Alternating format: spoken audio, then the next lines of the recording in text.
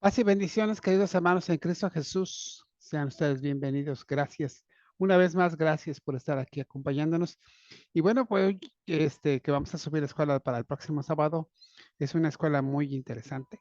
Como todas las escuelas, la verdad es que este trimestre, el trimestre pasado y el antepasado, han sido escuelas de verdad que son desafiantes, retadoras. Y estamos hablando en esta escuela sabática, ya estamos aplicando, estamos haciendo descender el conocimiento para que se ponga ya no solamente en conocimiento, sino en práctica, que se ponga en práctica, que eso es lo que estamos viendo, que es lo que vamos a ver. Por eso, hermanos queridos, el servicio para un mundo empobrecido. Déjame leer este pasaje. 6:30 dice así: a cualquiera que te pide, dale, y al que tome lo que es tuyo, no pidas que te lo devuelva. Y hermanos, esto es en serio, porque así dice la escritura. Por lo tanto, hermanos, debemos estar nosotros conscientes de algo que es importante. El servicio debe ser sobre todo a un mundo empobrecido. En la epístola de Santiago, y nosotros conocemos esa famosa parte donde un hombre pobre se sienta ahí y hay un hombre rico y la iglesia atiende al rico y al pobre lo menosprecia. Y dice, vete por allá atrás, atrásito, y al rico lo ponen muy bien. Hay una diferencia y se está haciendo una diferenciación entre las dos clases sociales. Por eso, hermano, nosotros, esta escuela sabática nos va a hacer entender algo así acerca de esto, que es el énfasis, por sobre todo el énfasis, ¿no? Que es el servicio como experiencia de gracia. Escuche bien, el servicio como experiencia de gracia. Y recuerde que gracia es aquello que es un don inmerecido, es algo que nos dan sin que lo merezcamos. Eso es gracia. Por lo tanto, dice la escritura, porque la administración de este servicio no solamente suple lo que a los santos falta, sino que también abunda en muchas acciones de gracias a Dios. Segunda de Corintios capítulo 9, verso 2. Y para eso pues vamos a ver, hermanos, lo que va a ser lo que va a ser primero nuestro objetivo. Y recuerda, objetivo tiene que ver con tres cosas. ¿Qué? ¿Para qué? ¿Y cómo? ¿Sí? Responde a estas tres preguntas. ¿Qué, para qué y cómo? ¿Qué es lo que vamos a ver en esta escuela sabática? Bueno, esta escuela sabática lo que vamos a ver es que vamos a reconocer. Reconocer. ¿Sí? Vamos a reconocer. ¿Qué es lo que vamos a reconocer? Bueno, vamos a reconocer que Dios hace una opción preferencial por el pobre. ¿Para qué, hermanos? Para que nosotros seamos solidarios. Para que seamos solidarios. ¿Sí? ¿Solidarios con quién? Con ellos, con los que Dios hace opción por ellos. ¿Por quién hace opción? Por los pobres. ¿Sí? Para que nosotros seamos solidarios con ellos. ¿Cómo? Comprometiéndonos, hermanos. Porque aquí se trata de compromiso. Compromiso. Se trata de compromiso. ¿Cómo? Comprometiéndonos con su reino, comprometiéndonos con su reino de justicia mediante el servicio. Entonces aquí, hermanos, prácticamente aquí es donde se va a notar quién es cristiano y quién no es cristiano. ¿Sí? Y estamos hablando de buenas obras que no quiere solamente, va en la connotación de lo moral, hermanos, sino tiene que ver con el servicio. Y eso es lo que vamos a ver aquí. Miren, hay una cosa muy importante. Antes teníamos tres clases: los ricos, la clase media y los pobres. Pero que esa brecha se va cerrando cada vez más. Fíjense bien, a veces somos como las botellas. A ver si puedo dibujar una botella y aquí tiene el tapón, etcétera. Y a veces somos como las botellas, hermanos. Y donde antes la botella era más estilizada, más así como larguita, la parte de arriba venía siendo la clase media y luego se va ensanchando, perdón, la clase de los ricos y luego se va ensanchando y va siendo la clase media y luego todos los demás están abajo. Pero la clase media prácticamente ya desapareció. El otro decía, mi hija dice, yo no soy lo suficientemente rica para poder pagar algo para mi favor, ni tampoco soy lo suficientemente pobre para que me ayude el gobierno. Entonces dice, pues estoy mal, ¿verdad? Bueno, cada día desaparece más esa brecha y cada día solo hay ya dos clases, lo que son los ricos y lo son los pobres. Ricos son muy poquitos, los pobres son casi todos. Entonces, si usted se da cuenta, la riqueza y la pobreza, lo que es estas clases, pues tratan de aquellos que viven en el lujo y en el derroche, y aquellos que viven sin posibilidad a veces del consumo, siquiera de lo que es el consumo básico para suplir sus necesidades, ¿sí? Como son el alimento, etcétera. Si usted ve un mapa mundi, por ejemplo, vamos a poner que ese es el mundo, y aquí está el mapa con sus continentes. Si usted lo parte a la mitad, de aquí para arriba son los países ricos y de aquí para abajo son los países pobres. Si usted haga un mapa mental del mapa, arriba, ¿a quién está aquí? Estados Unidos, Canadá, bueno, incluso México. Y abajo, países latinoamericanos que están sufriendo y padeciendo de pobreza. Acá, Europa, Rusia y otros países ricos. Y abajo, la India, África, etcétera. África, la India y otros países también pobres. No solo Australia, que también es de los ricos. Pero allí sí estamos viendo nosotros cómo la brecha se da. Y eso se da por la mala distribución de la riqueza. Entonces, cada vez hay más pobres y menos ricos. Más pobres y menos ricos. Estas brechas se van dando. Nosotros observamos que dentro de todo esto, hermanos, no solo sucede en el mundo, no solo sucede en el mundo, hermanos, esto, sino también sucede en la iglesia. En la iglesia también pasa que cada día estamos teniendo esas brechas, se van marcando más. Hay en la iglesia gente pobre y gente rica. Y cada día se marca más. La iglesia del tiempo de Santiago, pues es lo que vivía, es lo que vivía, lo que veían. Hay algo que en la iglesia primitiva, bueno, en esta iglesia que tiene Santiago, hay algo que se llama el patronazgo. El patronazgo es el asunto de aquellos que son ricos, que son los patrones, ¿sí? Que son los patrones. Ellos son los ricos, ellos son los hacendados, los que viven en el sistema social, jurídico y político del Imperio Romano, y ese patrón para ellos les hacía obtener bienes, servicios, todo esto les favorecía a ellos, ¿sí? En todas las cuestiones, tanto simbólicos como materiales. Y ellos vivían y a cambio de eso, pues al gobierno le donaban cosas, ¿no? Imágenes, construcciones, instituciones civiles y muchas cosas, incluso hasta religiosas, ¿no? En aquel tiempo en Roma, la religión recuerda que es pagana. Y, y toda esta práctica, pues hacía diferencias enormes en cuestión social. Y bueno, cuando entra el cristianismo, cuando viene el cristianismo, entonces lo que trata de hacer Santiago es que este asunto del patronazgo deje de ser, empieza a señalar, empieza a decirles, ¿saben qué? No, hermanos, así no podemos vivir nosotros. El evangelio, entonces, lo que según nosotros debemos entender es que el evangelio, este, mientras en el mundo se desarrolla toda esa idea de que la justicia y la existencia de los pobres y los ricos es porque incluso hasta lo pretextan, ¿eh? Ponen pretextos. Es que es voluntad de Dios. Es que hay pobres porque siempre ha habido y siempre habrá. Es su destino. ¿Qué le podemos hacer? Y como esas cosas como estas, por eso la gente dominante, la gente que está rica, la gente rica, pues ve a los pobres como ignorantes, haraganes, como gente, los desprecia, los trata mal, son gente que no tiene inteligencia, no son incapaces, y para colmo, incluso les dicen que son castigados de Dios. Entonces, cuando el evangelio viene y el patronazgo se está dando en ese sentido, y donde los ricos están menospreciando a los pobres, como lo acabamos de mencionar, entonces el evangelio no ve esto así, no lo ve así, él no ve esto, él no cree, el evangelio no cree que sea un fruto del destino, ni un castigo divino, ni la irresponsabilidad, la laganería, mucho menos una prueba, sino lo que ve son consecuencias de las estructuras sociales de injusticia de la explotación de parte de los ricos, una mala distribución de la riqueza. Y esa es una injusticia social que se está viviendo en aquel tiempo, que hoy no se vive, ¿verdad, hermanas? ¿O sí?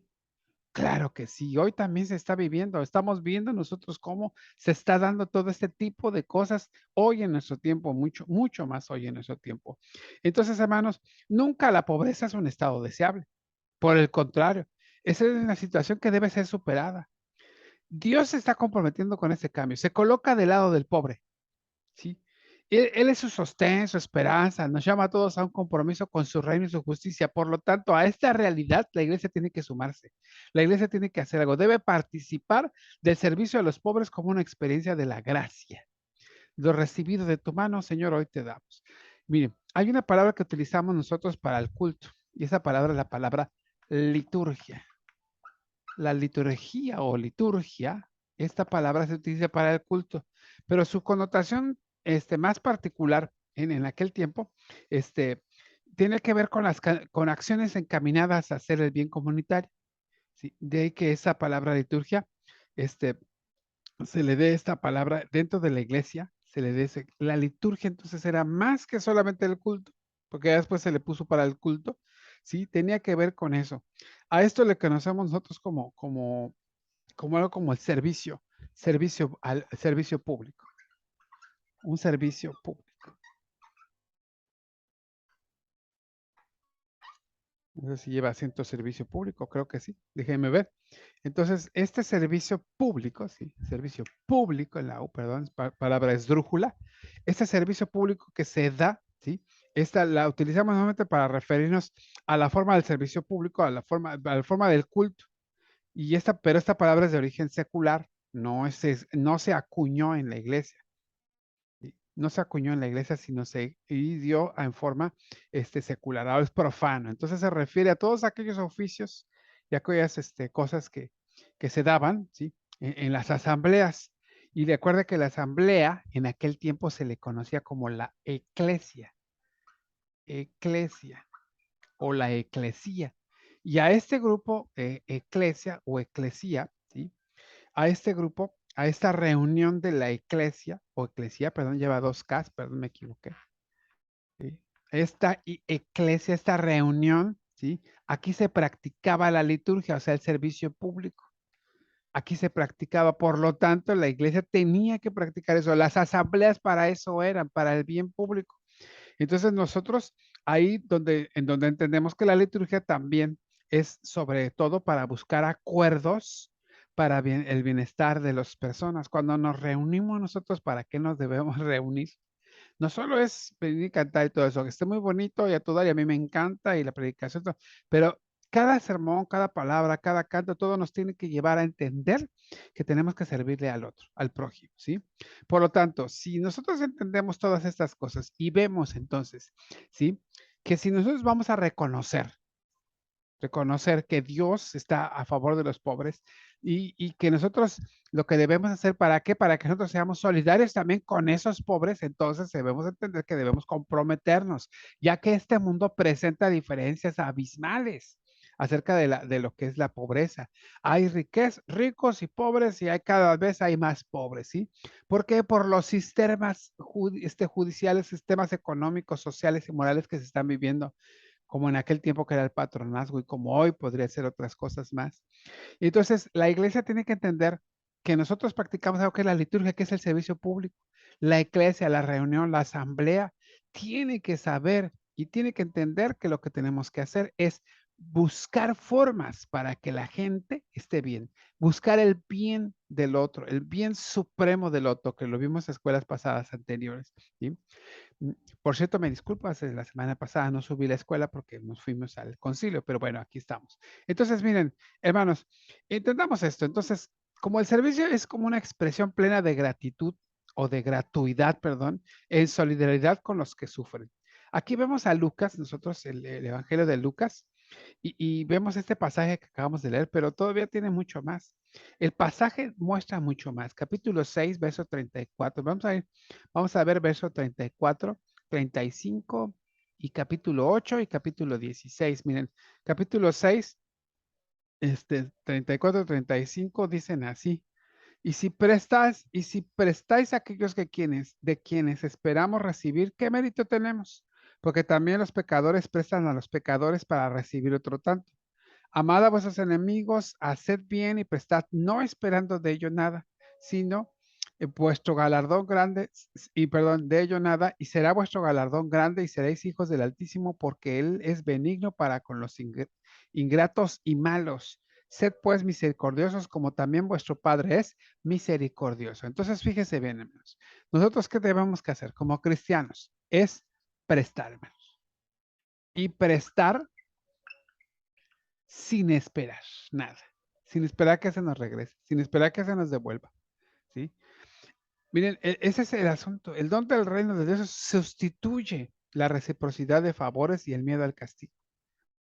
Entonces, la cuestión de aliviar la situación, de aliviar ese asunto, hermanos, tiene que ver con esto, tiene que ver con saber que tenemos que darle al otro, prestar sin esperar la devolución. ¿Qué es lo que tenemos que hacer? Entonces, ponernos a la disposición del otro. Disposición. Ya se me olvidó cómo se escribe, perdón, ¿eh? Ponernos a la disposición, perdón, ¿eh? Disposición. Aquí ahora sí ya está. La disposición del otro. Ahí aquí. Como clásico maestro, perdón, disposición del otro. Ya me embarré todo aquí de mis deditos. Disposición. Esto entonces es nuestros bienes dispuestos para otros, para servirle a otros, ¿sí? Hermanos, miren, hemos visto que alguno tiene algo que puede ayudar a otro a salir adelante. Bueno, pues disponga su bien. Yo he sido merecedor o inmerecedor, no sé si merecedor o no sé si me lo merezco o no, pero sí he visto cómo la mano de Dios está en mi vida y veo gente que luego dice, pues ahí está, hermano, adelante. Así hay gente, así debe haber gente y así deberíamos ser todos, disponer nuestros bienes en favor de los otros, ¿sí? Por ejemplo, mire, hubo mujeres que siguieron a Jesús y le sirvieron con sus bienes. Lucas 8:1 al 3 dice que había mujeres que le seguían y ponían, invertían en ese reino. Le daban para continuar con predicando la palabra. Entonces, vamos a disponernos en nuestros bienes también. Miren, debemos, hermanos, incluso rebajar las deudas, ¿sí? Hay que hacerle, vamos a ponerle así, unos descuentos a las deudas, a las deudas que se pudieran adquirir con nosotros o que alguien pudiera tener. Y esto, hermanos, esto es renunciando incluso a beneficios propios. Si presta, hermano, pues sin intereses, que no tenga usted ninguno. Incluso, hermano, si usted se acuerda de Saqueo, dice la escritura que Saqueo hizo una resarcir el daño. Dice el Saqueo, dice, cuando vino Jesucristo a su casa y está Saqueo ahí, le dice, Señor, dice, si yo la mitad de mis bienes lo doy, lo parto y lo doy a los pobres. Y si a alguien le debo, le pago 4 tantos. Hermanos, está resarciendo el daño. Está resarciendo. Pues entonces nosotros también a resarcir el daño, los prejuicios que podamos haber causado a otro. Y también, Señor, bueno, hermanos, perdón, el Señor nos dice que vayamos a hacer el bien. El bien, hacer el bien. Porque al final de cuentas, hermanos, pues ese es el todo del hombre, hacer el bien hacia los demás. Entonces no se trata solamente de no darles o de no causarles mal, sino más bien de causarles bien. Por eso estamos buscando el bien del otro, el bien supremo del otro. Cuando en la liturgia, cuando el servicio público, en la asamblea, la iglesia, está pensando en el otro, en el otro, cuando se le predica el amor al prójimo, cuando se le dice de buen samaritano, cuando se le habla de que no le debes prestar y no cobrar al otro, de tratar bien al otro hermano, se está hablando de eso. Este es hacerle un bien supremo al otro, prestarle sin esperar nada, disponer nuestros bienes a favor del otro, hacerle descuentos o rebajas en lo que nos debe sin esperar ganar nosotros, ¿sí? Resarcir el daño si es que lo hemos causado y hacerle bien a los demás, incluso y sobre todo a aquellos que nos hacen mal. Porque eso es lo que dice Mateo 5, 44, 48, que acabamos de leer también en Lucas. Hacerle bien al otro. Entonces, hermanos, el Evangelio contiene una exhortación radical que exige una decisión, una clara decisión socioeconómica, socioeconómica. Y vea, ¿qué implicaciones tiene para nosotros hoy?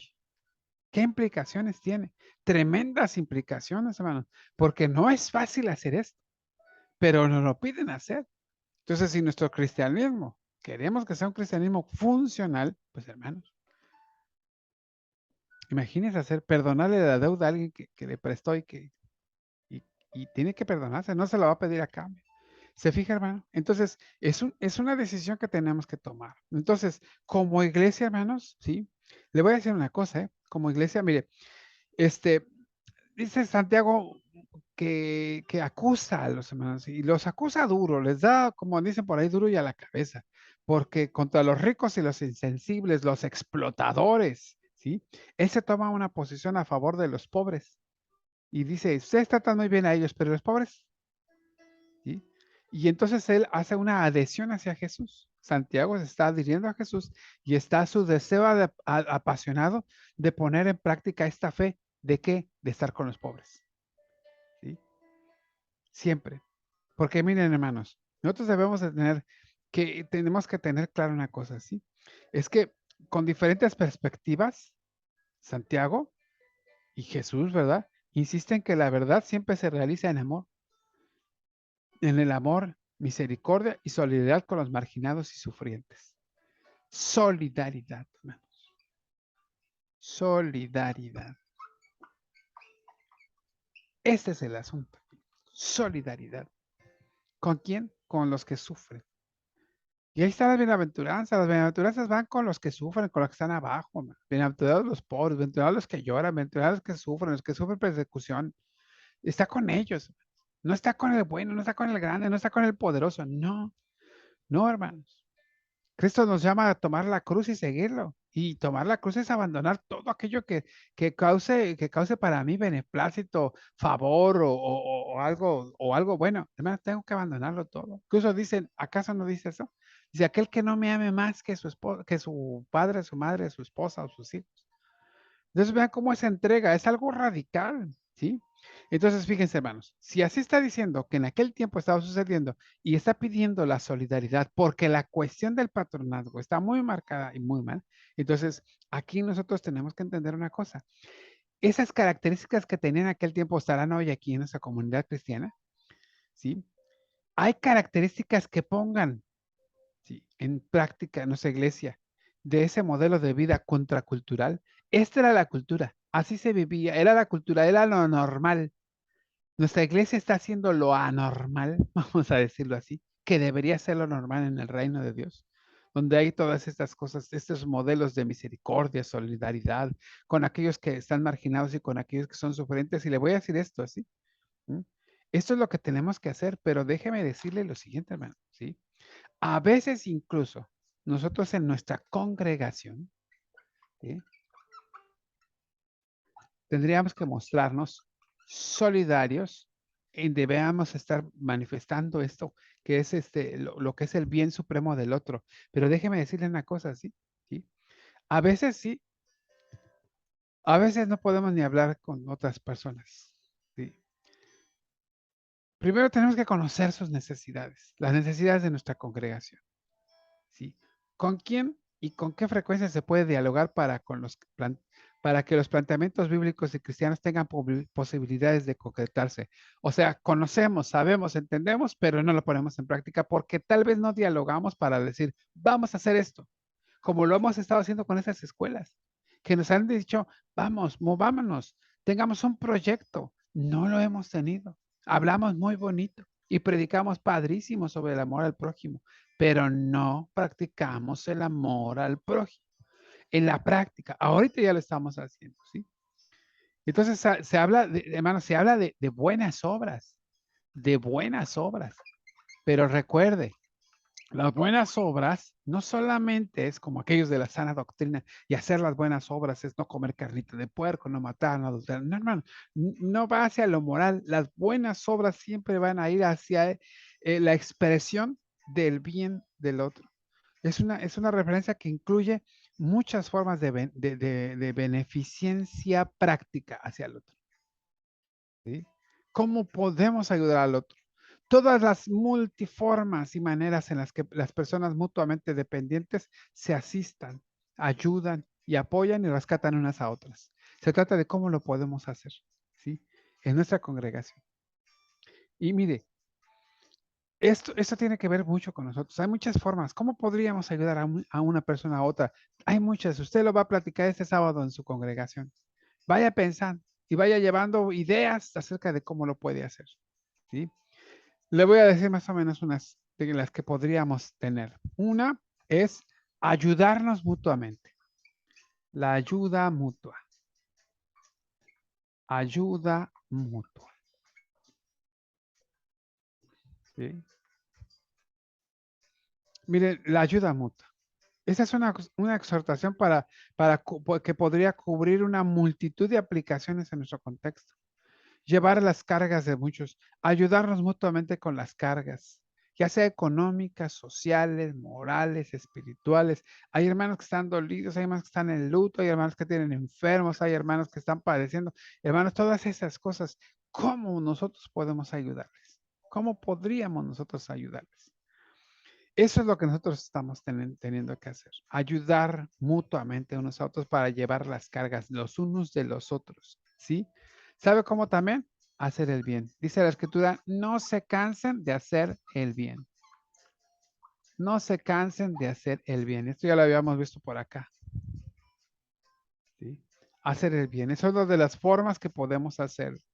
Hermano, nuestro compromiso no es temporal, mientras el servicio debe estar incluido en nuestra vivencia de fe. Nuestro servicio no es temporal, debe estar incluido en todo lo que nosotros hacemos, debe ser una práctica de vida. La hermana Blanca Esther Kep Coyoc de acá de Campeche, hoy se le hizo una entrevista en la revista Pastoral, programa que pasa los jueves. Y la hermana tiene un canto que se dice, la oración no es un evento, la oración es un estilo de vida. Bueno, hermanos, el servicio también no es un evento. El servicio debe ser un estilo de vida. Estamos procurando hacer el bien, llevar las cargas de unos con otros, ayudarnos mutuamente a llevar las cargas. No nos cansemos de hacer el bien, ¿sí? Siendo esto no temporal, sino siendo continuamente, ¿sí? Y entonces seremos como algunos cristianos. Por ejemplo, hay un cristiano que narra Pablo y que se llama Epafrodito. Este Epafrodito, hermanos, este Epafrodito que les acabo de marcar de este lado, Epafrodito, era un cristiano o es alguien que le sirve al estar pendiente de las necesidades de Pablo. Él está sirviéndole a Pablo. Vean, él está ahí, Filipenses capítulo 2, 25, él lo dice y lo está alabando. La pregunta sería si nosotros somos epafroditos dentro de nuestra congregación, si estamos tratando de ayudar, si les atendemos a alguien en sus necesidades. Y hermano, déjeme decir una cosa. A veces, hermanos, pasa a ser que nosotros no nos movemos para nada. Miren, si nuestra iglesia no es diacónica, o sea, no hace ese servicio, va a perder gran parte de lo que realmente debe ser, del contenido del ministerio de Jesús. Porque donde la palabra y el gesto solidario siempre estuvieron juntos fue en Jesús. Y si nosotros no lo practicamos, no lo vamos a tener, ¿sí? Y lo podemos ver, ¿sí? En los evangelios a las personas no se les entiende como seres compuestos de varias partes, sino unitarios. A la persona se le ayuda íntegramente. Cuando la mujer se acerca, cuando aquel enfermo estaba ahí, cuando aquella necesitada, cuando aquella leprosa, se le sana físicamente y se le perdonan sus pecados. Es más, primero le dice, te perdono tus pecados. Y la mujer se levanta y sale. O el leproso deja de ser leproso. O el ciego deja de estar ciego. ¿Por qué es? Porque se trata del asunto integral. Entonces, como iglesia tenemos que hacer esto, ¿sí? Se tiene que hacer eso. Cuando esta unidad se concreta, se celebra la vida y se conforma la iglesia. Y ahí tenemos que estar moviendo. Pero ¿qué es lo que sucede, hermanos? ¿Sí? Lo primero que tenemos que hacer, hermanos, es movernos. ¿Sí, hermanos? Porque luego no nos movemos. ¿Sí? Hermano, mire, hay sencillo, hay hermanos en nuestra iglesia, en nuestras comunidades de fe, que ocupan los mismos lugares cada semana y se comunican solo con las mismas personas los días de reunión. ¿Sí? Si nosotros no nos movemos hacia ellos, que están en nuestra congregación, muy difícilmente lo vamos a hacer con otros que estén fuera. Muy difícilmente. Si, hermanos, usted conoce a alguien en su congregación que tiene una situación anómala en su vida, difícil, una circunstancia adversa, y usted no lo ayuda en su congregación, no va a ir hacia los demás tampoco. Empiece por ahí, hermano. Empiece a moverse. Vamos a tratar de identificar las necesidades de las personas. Hay grupos apremiantes, hay necesidades apremiantes dentro de la congregación. Hay que compartirlas con el grupo para que podamos de alguna manera ayudar, ¿sí? Para imitar la acción de Epafrodito, estar al pendiente de sus necesidades. Y es, hermanos, a veces Tan sencillo como ir a acompañar a una persona y estar un rato con ella. Así de sencillo. Así de sencillo. Pablo escribe en sus cartas y dile a Marcos que me traiga mi capa, porque a lo mejor tenía frío ahí en la casa donde estaba. Solo eso, no le pide dinero, no le pide comida, no, solo tráeme mi capa. ¿Sí? Lucas dice, mi compañero en las prisiones, Lucas lo acompañaba, iba con él, ahí estaba, no le llevaba nada, simplemente lo acompañaba. Hay que identificarlos, miren, y hay que integrar el servicio como parte de la vida de la iglesia. Que no sean eventos, que sean parte de la vida de la iglesia. ¿Sí? Cuando nosotros pensamos en servir, lo primero que hacemos es diseñar un proyecto o actividad a realizar para determinado día. Pero, ¿cómo podemos integrar el servicio a la vida de la iglesia teniendo en cuenta el contexto en que vivimos? Hermanos, hay muchas cosas que hacer, hay muchos pobres, hay mucha gente que necesita. Vamos a llevar el pan, vamos a llevar la cobija, vamos a llevar lo que necesitemos llevar para el otro. ¿Sí? Como les decía el otro día, cargan su cambiecito y se lo dan a la señora que está ahí en la esquina, al señor que va en su silla de ruedas ahí a pedir, denle su cambiecito, 1, 2, 3 pesos. Güey. Si usted puede dar más, mejor, porque a final de cuentas disponemos nuestros bienes para otros. Eso es lo más importante, ¿sí? Vamos a hacer acción, hermanos. Vamos a accionar, vamos a trabajar. Con esa pandemia mucha gente se quedó sin empleo. Mucha gente su vida giró totalmente, se quedaron sin sostén económico.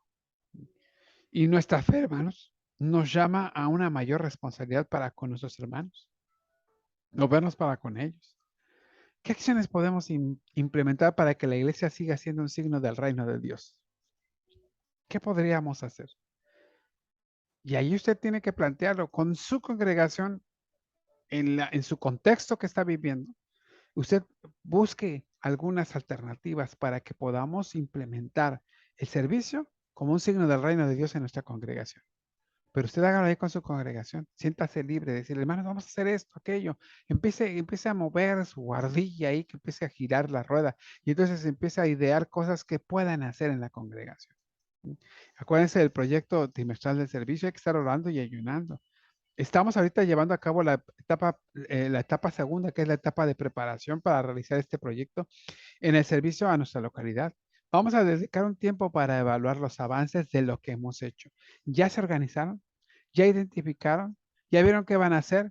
¿Cómo lo van a hacer y cuándo lo van a hacer? Porque ya ahorita ya viene la siguiente etapa y la siguiente etapa ya es poner en práctica todo esto. Hermanos queridos, queridísimos hermanos, miren, como cristianos debemos asumir la responsabilidad de un rol esperanzador y liberador en un mundo lleno de muy pocos ricos y multitud de pobres. Optando por los criterios evangélicos, la iglesia como signo, como signo de Dios en la historia, tiene la tarea de reunirse como asamblea para dialogar acerca de las necesidades que hay en el entorno y que busca formar y buscar formas de servir buscando el bienestar común, no solo de la comunidad de hermanos en la fe, sino también de la comunidad que está en la que está inmersa. Trabajo mucho, mucho. Trabajo mucho. Ya vimos la situación como está y ya vimos qué tenemos que hacer. Ahora, vamos a tratar de acabar con esa brecha para que no haya tanto pobre. Que el Señor les bendiga, hermanos. Paz a ustedes.